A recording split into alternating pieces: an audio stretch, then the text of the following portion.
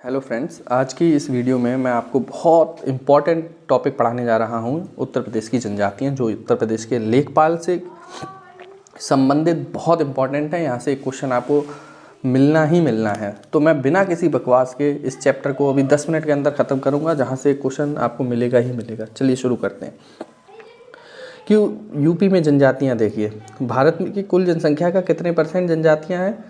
8.9%। भारत की जो टोटल जनसंख्या है उसका 8.9% आपकी अनुसूचित जनजातियां हैं, जिन्हें हम एसटी कहते हैं, शेड्यूल्ड ट्राइब्स। अगर मैं भारत की कुल एसटी का कितना प्रतिशत यूपी में निवास करती है, मान लो जितना भी एसटी हैं उनका कितना %, तो 1.9% जो है अनुसूचित जनजातियों का वो यूपी में निवास करता है। भारत में सर्वाधिक जनसंख्या किसकी है? यूपी की। अब यूपी की कुल जनसंख्या का कितने % है? 0.6% एसटी है। तो ये क्वेश्चन आपके लिए मोस्ट इंपॉर्टेंट हो जाता है। अगर कोई पूछे यूपी में कितने % एसटी रहते हैं, तो आपका जवाब होगा 0.6%। अगर और डिटेल में कभी दे दिया जाए तो वास्तव में 0.57% है। इसको हम लोग 6 लिख देते हैं। तो अब आगे बढ़ते हैं और बहुत इंपॉर्टेंट की तरफ बढ़ते हैं। यूपी के वे जिले जहाँ जनजातियाँ पाई जाती हैं, तो सबसे पहले बिजनौर। बिजनौर में 2 जनजातियाँ पाई जाती हैं, भुक्सा और महीगिरी। भुक्सा और महीगिरी, यूपी में भुक्सा और महीगिरी पाई जाती है। कहाँ पर? बिजनौर में। बिजनौर आपका पड़ता है जाकर के रामपुर मुरादाबाद के बगल में। तो आप ये समझ लीजिए ये ऊपर के कॉर्नर पे पाई जाती हैं, ठीक है। महीगिरी अब इस्लाम में जा चुकी है। महीगिरी का उल्लेख महाभारत में मिलता है। इनका मुख्य पेशा मछली पकड़ना है। देखिए, जो जनजातियां थीं, जब धर्म परिवर्तन हुआ होगा, जब इस्लामिक आक्रमण भारत में हुआ होगा, तो उस समय ये क्या हुई, ये मुस्लिम हो गई जाकर के। तो महीगीर बिजनौर में रहती है और ये अब मुस्लिम हो चुकी है। एक बहुत इंपॉर्टेंट है बुक्सा या भुक्सा। बुक्सा भी लिखा हुआ मिलता है काफ़ी जगह पर। तो अब देखिए बुक्सा से संबंधित, बुक्सा कैसी है? पितृसत्तात्मक है, पटवार राजपूत से संबंधित है। भुक्सा पटवार राजपूत से संबंधित है। इनके यहाँ पितृसत्तात्मक घर होते हैं, समाज होता है। ये कौन सी देवी की पूजा करते हैं? तो भुक्सा चामुंडा देवी की पूजा करते हैं। इनकी अर्थव्यवस्था का आधार कृषि होता है। पंचायतों का मुखिया को ये लोग क्या कहते हैं? तख्त कहते हैं। और इनके समाज में क्या पाया जाता है? स्तरीकरण पाया जाता है, मतलब इनके समाज में भी ऊंच नीच होता होगा। तो ये आप समझिए, बहुत इंपॉर्टेंट जो टॉपिक है ये। भुक्सा पटवार राजपूत से संबंधित है, पितृसत्तात्मक समाज है, चामुंडा देवी की पूजा करते हैं, कृषि का जो है अर्थव्यवस्था का आधार है। पंचायतों के मुखिया को तख्त कहा जाता है। समाज में स्तरीकरण पाया जाता है। प्रमुख भोजन इनका मछली चावल है। और रक्त संबंध में विवाह वर्जित है, मतलब जैसे कज़न मैरिज वगैरह होती हैं तो इनके यहाँ नहीं होती है। इनके लिए भुक्सा जनजाति विकास परियोजना 1983-84 में शुरू की गई थी। बहुत इंपॉर्टेंट है ये। अब देखिएगा क्वेश्चन कैसे बन सकता है, पूछा जाएगा निम्न में से कौन सी जनजाति पटवार राजपूत से संबंधित है? तो आपका उत्तर क्या होगा? भुक्सा। तो भुक्सा जनजाति में परिवार कैसा होता था? मात्र सत्तात्मक, पितृ सत्तात्मक, इस प्रकार से भी कोई क्वेश्चन बन सकता है। और अब USSC का रजिस्टर तो आप समझ ही रहे हैं कि 4 ऑप्शन दे देगा। भुक्सा के बारे में निम्नलिखित में से कौन सा सही है? फिर पूछा जाएगा ये पितृ सत्तात्मक थे, चामुंडा देवी की पूजा करते थे, इनकी अर्थव्यवस्था का मुख्य आधार मछली पकड़ना था। तो मछली पकड़ना आधार नहीं होगा, अर्थव्यवस्था का आधार तो कृषि होगा। इनका मुख्य भोजन मछली और चावल होगा साथ में, ठीक है। तो इस प्रकार से आप याद रखेंगे कि भुक्सा जनजाति के लिए विकास परियोजना हमारी 1983 और 84 में शुरू हुई। भुक्सा के बाद आती है थारू। बहुत इंपॉर्टेंट है ये। थारू के बारे में अब हम लोग देखते हैं। ये यूपी के तराई क्षेत्रों में रहती है। अब तराई क्षेत्र कौन से होते हैं? पीलीभीत, लखीमपुर खीरी, बलरामपुर, बहराइच, आपका श्रावस्ती, ये पीलीभीत हो गए, ठीक है। तो देखिए लखीमपुर खीरी, बहराइच, श्रावस्ती, बलरामपुर, सिद्धार्थनगर, महाराजगंज, ये तराई के क्षेत्र हैं आपके। तो थारू जनजाति कहाँ रहती है? तराई में रहती है। तो क्वेश्चन आ जाए निम्नलिखित में से कौन सी जनजाति तराई क्षेत्र में रहती है? तो आपका उत्तर क्या होगा? थारू जनजाति तराई में रहती है। अब देखिए मुख्य निवास इनका क्या है? गोरखपुर। और गोरखपुर में ही क्या होती है? उत्तर प्रदेश में अगर पूछा जाए सर्वाधिक वर्षा कहाँ होती है, तो गोरखपुर में। एक क्वेश्चन और मिल गया, देखो ये तराई क्षेत्र में रहते हैं और गोरखपुर भी तराई क्षेत्र है और सर्वाधिक वर्षा तराई क्षेत्र में होती है। तो अगर ये पूछ लिया जाए कि यूपी में सर्वाधिक वर्षा कहाँ होती है, तो तराई क्षेत्र में, ठीक है। तो इनका समाज कैसा है? मातृ सत्तात्मक है। अब देखो अंतर मिला, थारू मातृ सत्तात्मक होते हैं और भुक्सा कैसे होते हैं? ये पितृ सत्तात्मक होते हैं। हमें ये याद रखना होगा। मैं आपको बहुत बिना फालतू बकवास किए, बिना ड्रामे के बिल्कुल सॉलिड कंटेंट यहाँ पर दे रहा हूँ। मैं कोई बड़ा क्रिएटर नहीं हूँ, बस बढ़िया नोट्स हैं तो मैं सोच रहा हूँ शेयर किया जाए इसको, ताकि सबके पास पहुँच जाए, अच्छा लगता है। तो मातृ सत्तात्मक था। स्वयं को ये कौन से वंश से जोड़ते हैं? किरात वंश से जोड़ते हैं। और ये किससे जोड़ते थे अपने आप को? पटवार राजपूत से। जो भुक्सा थे वो अपने आप को किससे जोड़ते थे? पटवार राजपूत से। और ये आपको अपने आप को किरात वंश से जोड़ते हैं। ये एक बहुत इंपॉर्टेंट क्वेश्चन, जो भुक्सा लोग होते हैं वो दीपावली को किस रूप में मनाते हैं? शोक के रूप में मनाते हैं। ये इतना इंपॉर्टेंट फेमस सवाल हो चुका है कि मुझे लगता है ये पूछा नहीं जाएगा क्योंकि इतने बार पूछा जा चुका है एग्जाम्स में, तो उसकी उम्मीद मुझे नहीं लग रही है कि ये यूपी लेखपाल में कभी आ सकता है। तो लेखपाल क्या नाम, दीपावली को शोक के रूप में मनाते हैं। इनका मुख्य भोजन मछली और चावल होता है। देखिए इनका भी मुख्य भोजन मछली चावल था भुक्सा का, और इनका भी मुख्य भोजन क्या था? मछली चावल। चावल के मांड से दारू बनाते हैं, और इस दारू को क्या कहता है ये लोग? जाड़। तो यहाँ से एक सवाल बन सकता है, यूपीएससी अगर कहे नहीं अब मैं बिल्कुल ऐसा क्वेश्चन बनाऊंगा जो कोई कर ही ना पाए, तो ऐसा क्वेश्चन देगा कि चावल के मांड से दारू कौन सी जनजाति बनाती है?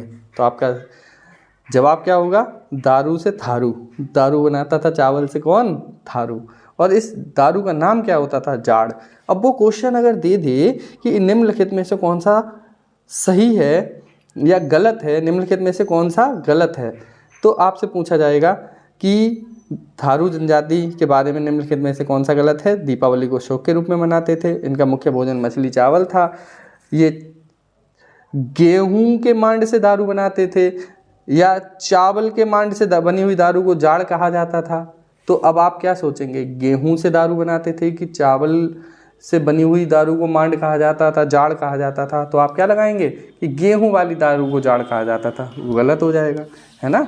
तो डीप में आएगा तो भी मेरे नोट से क्वेश्चन मिल जाएगा। मैंने बहुत कोशिश करी है सारी चीज़ें डालने की इसमें।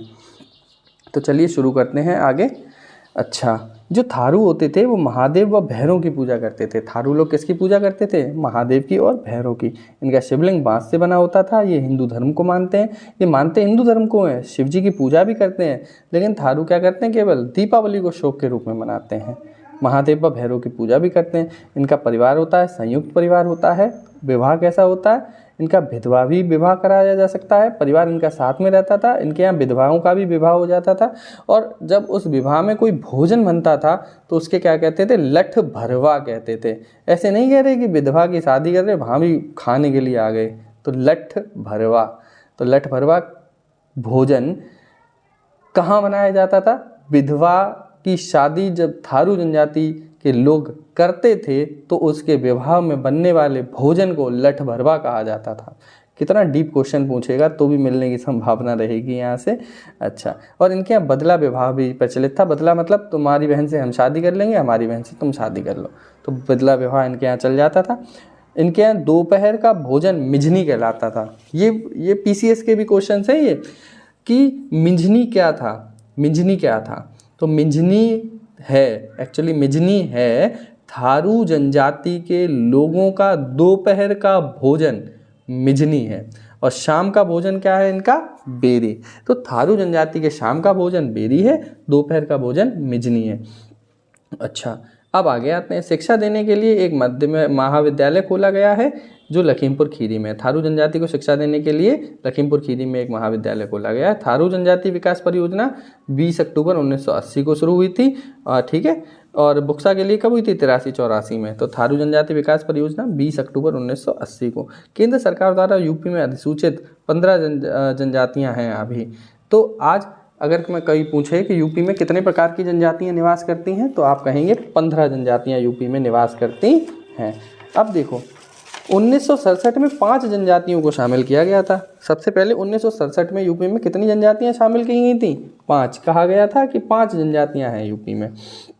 थारू, बुक्सा, भोटिया, राजी, जौनसारी। याद कैसे रखेंगे? थारू, बुक्सा, भोटिया, राजी, जौनसारी। थारू, बुक्सा, भोटिया, राजी, जौनसारी। 4-5 बार बोलेंगे, याद हो जाएगा। आंख बंद करके मेरा कान सुनिएगा इसको। थारू, बुक्सा, भोटिया, राजी, जौनसारी। थारू, बुक्सा, भोटिया, राजी, जौनसारी। लेकिन जब देखिए 1967 में 5 जनजातियां थी, थारू, बुक्सा, भोटिया, राजी, जौनसारी। 1967 के बाद 9 नवंबर सन 2000 को जब उत्तराखंड को अलग किया गया तो उसके पश्चात 10 जनजातियों को और जोड़ दिया गया, जिसको हम लोग जानेंगे कौन कौन सी हैं। देखिए नाम थोड़े से अलग भी हो सकते हैं क्योंकि अलग अलग जगह अलग अलग नाम लिखे हुए हैं। पहला गोंड समूह, गोंड मतलब आप याद रखेंगे, लेकिन गोंड समूह में बहुत सारी हैं। तो गोंड समूह, गोंड, खरवार, सहरिया, चेरो, भुइयाँ, भुइयाँ या बुनिया कह देते हैं इसको। गोंड, खरवार, सहरिया, चेरो, भुइयाँ, गोंड, खरवार, सहरिया, चेरो, भुइयाँ। ये पूछ लिया जाएगा कि इनमें से कौन सी 10 जनजातियाँ, मतलब इनमें से कौन सी जोड़ी नहीं गई है या उत्तर प्रदेश में निवास नहीं करती है। तो 15 हैं केवल उत्तर प्रदेश में, जिनमें से 5 तो मोस्ट इंपॉर्टेंट होंगे, थारू, बुक्सा, भोटिया, जौनसारी, राजी। बाद में गोंड, खरवार, सहरिया, चेरो, भुइयाँ, पंखा, बैगा, पहरिया, पटारी, अगरिया। तो ये 10 हो गई हैं आपकी, ठीक है, याद कर लीजिएगा। गोंड में पूरा समूह है जिसमें राजगोंड, धुरिया, नायक, ओझा, पठारी। कौन कौन सी आ जाती हैं? राजगोंड, धुरिया, नायक, ओझा, पठारी। और खरवार, चेरो, भुइयाँ, बुनिया, पंखा, बैगा, पगरिया, पटारी, अगरिया। उत्तर प्रदेश का सर्वाधिक अनुसूचित जनजाति कहाँ रहती है? एसटी में। आपकी कहाँ है? ये आपका थोड़ा सा डेटा वाला हो गया। सर्वाधिक एसटी कहाँ रहता है? सोनभद्र, बलिया। सर्वाधिक कहाँ रहते हैं? सोनभद्र, बलिया, देवरिया, कुशीनगर, ललितपुर। सबसे ज़्यादा सोनभद्र, फिर बलिया, फिर देवरिया, कुशीनगर, ललितपुर। सोनभद्र, बलिया, देवरिया, कुशीनगर, ललितपुर। अगर परसेंटेज पूछा जाए तो सोनभद्र, ललितपुर, देवरिया, बलिया, कुशीनगर। सोनभद्र, ललितपुर, 2 याद कर लो, बहुत है यार। सोनभद्र, बलिया, सोनभद्र, ललितपुर। सोनभद्र में प्रतिशतता भी ज़्यादा है और सोनभद्र में संख्या भी ज़्यादा है। अब न्यूनतम कहाँ रहते हैं? तो अधिकतम तो सोनभद्र हो गया, न्यूनतम बागपत में। प्रतिशतता भी बागपत में न्यूनतम है और जनसंख्या भी बागपत में कैसी है? न्यूनतम है। बागपत के बाद कन्नौज, बागपत, कन्नौज, बदायूं, बागपत, कन्नौज, बदायूं। प्रतिशतता संख्या दोनों सेम है। यूपी की सबसे बड़ी जनजाति कौन सी है? गोंड। अब ये भी पूछ लिया जाता है सबसे अधिक संख्या में कौन से लोग रहते हैं? गोंड रहते हैं। तो गोंड में आपके गोंड के बाद कौन आती है? खरवार। खरवार के बाद कौन सी आती है? थारू। अगर मैं आपसे ये कहूँ कि उत्तर प्रदेश में टोटल जनजातियों की एसटी की संख्या कितनी है? 0.6% तो है, ये तो मैंने बता दिया। एक देखो मेरे दिमाग से निकल गया था। अगर मैं पूछूं कुल संख्या कितनी रहती है? 0.6% तो कुल प्रतिशतता है। तो अगर मैं कहूं तो 11.34 लाख। देखो ये अभी मेरे दिमाग में आया, इसमें लिखना मैं भूल गया हूँ। तो 11.34 लाख ये इतने हैं कि आपके एसटी हैं यूपी में रहने वाले। 11.34 लाख। परसेंटेज आपको पता चल गई। यूपी की सबसे बड़ी जनजाति गोंड, फिर खरवार, फिर थारू। गोंड, खरवार, थारू। अब थोड़ा सा और जान लेते हैं इनके बारे में। तो चलिए इस वीडियो को इतना ही रखते हैं, 12 मिनट की हो गई है, सफिशिएंट है। आगे दूसरी वीडियो में देखेंगे।